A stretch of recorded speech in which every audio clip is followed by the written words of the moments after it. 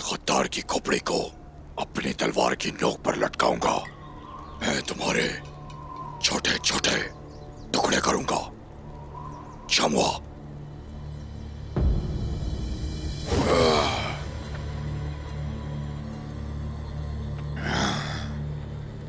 मार दो मुझे।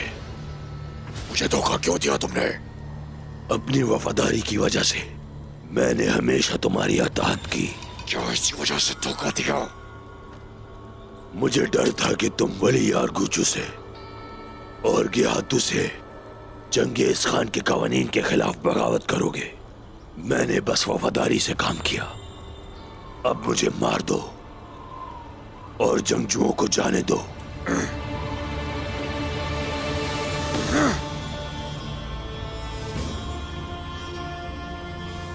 तो गाय उस घोड़े की तरह बिल्कुल आजाद है जो टेंगरी पहाड़ों पर घूमता है, सिर्फ चंगेज खान के कवानीन के लिए। मरने को तैयार है तो गाय के लिए। वाली यारगुचू अब मर चुका है। महल से कोई हुक्म नहीं आएगा, ना सोना और ना किसी की जिंदगी के लिए।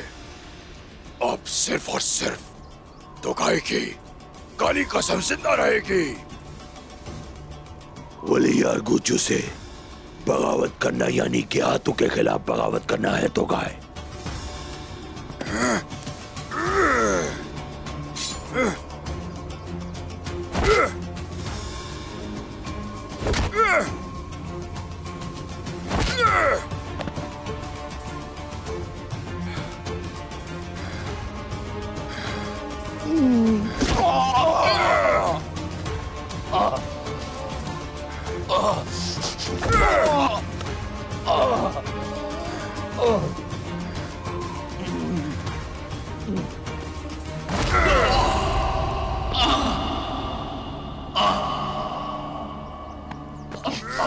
चंगेज खान ने अपने कवानीन को नाफिज करने के लिए ताकतवर बलकाए को तजवीज किया और वो काले रूहों के पास चला गया।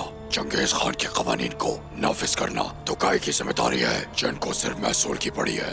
मैं उन्हें नहीं मानता। मुझे माफ कर दो तो गाय, माफ कर दो। अब या तुम चंगेज खान के कवानीन के लिए तो गाय का साथ दोगे या फिर के हाथों के चूहों का? अपनी मौत तक चंगेज खान के कवानीन का और उसके हकीकी मुहाफिज तो गाय का ताबे रहूंगा। मैंने ये सब तुम्हारे लिए किया है तो गाय।